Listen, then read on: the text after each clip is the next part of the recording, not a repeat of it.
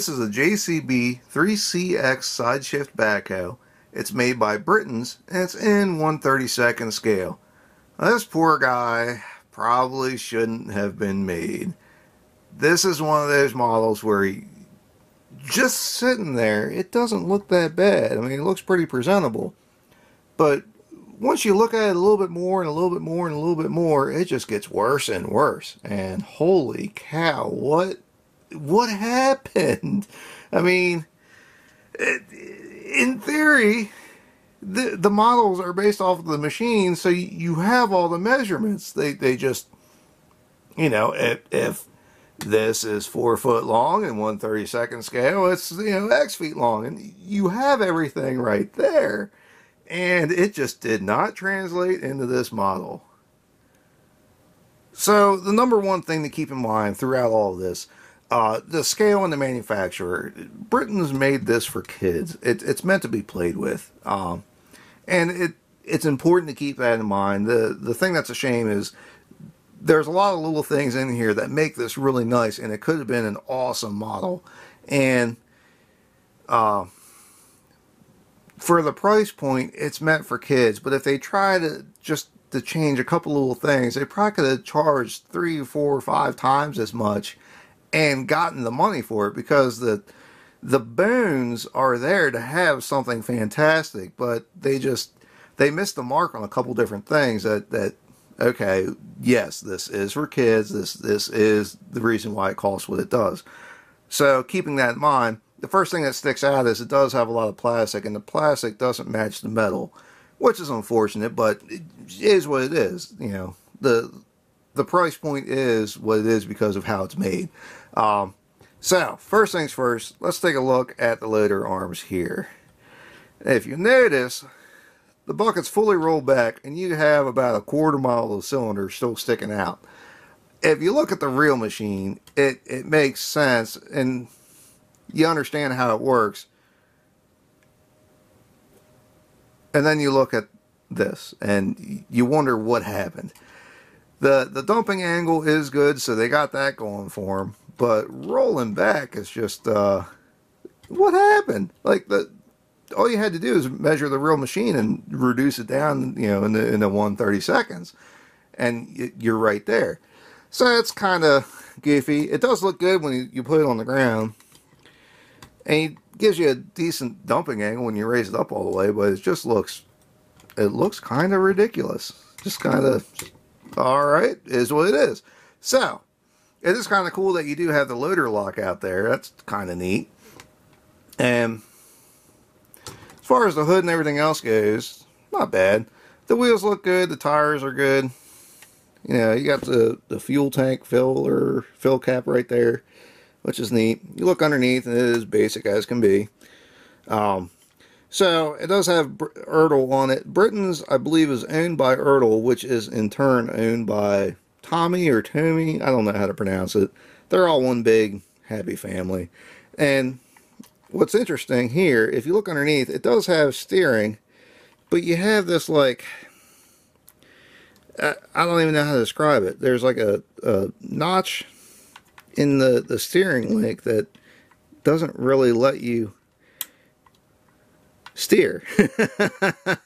I don't know what exactly they were going for, but I guess they got what they wanted. I don't know. It's like you can steer a little bit, but like you get just the basic bare minimum steering angle out of it, and you gotta fight it to get it to go anywhere. So that's alright, interesting. Now, the number one offender right here on the model is the backhoe. That is that cylinder fully tucked in as far as it goes, and it is a side shift, and the side shift does work, so it's got that going for it. But that's as far as that backhoe folds in, which is kind of ridiculous. Like, that just looks awful. And once again, you can measure the cylinder on the machine, and there's no secret here. If it works on the machine, it'll work on the model.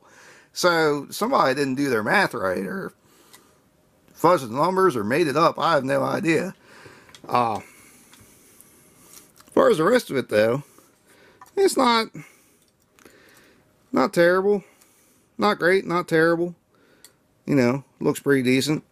But what's interesting is, if you look at the stick here, it clearly looks like it's an extend-a-hoe, but it is not. If you look at that plastic, you can see where it's pinned in.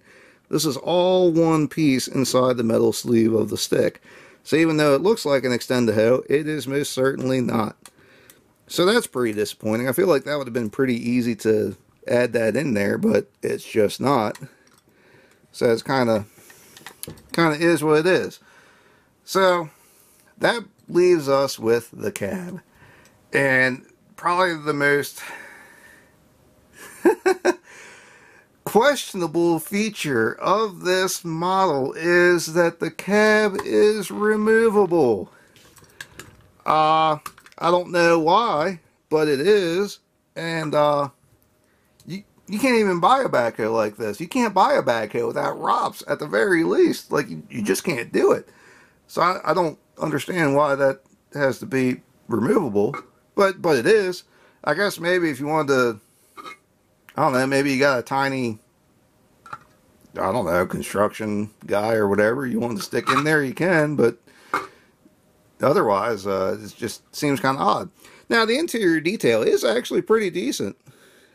Surprisingly decent, really. I mean, you even got the nice little JCB logo on the seat. It's really not bad. Which is surprising. So anyway, all things considered, it's not great, but for the price and for the target audience, which is kids, this is awesome. If I was 8 years old and, you know, this showed up one day, I'd be tickled to death. I'd love it. I'd put so many hours on this thing in the sandbox. I would have this thing in pieces, you know, probably by the end of the year. But for throwing it on the shelf next to all your other, you know, backhoes and construction equipment and tractor trailers and, you know, everything else, it's going to look out of place because it's just, it's goofy and it's not really going to fit.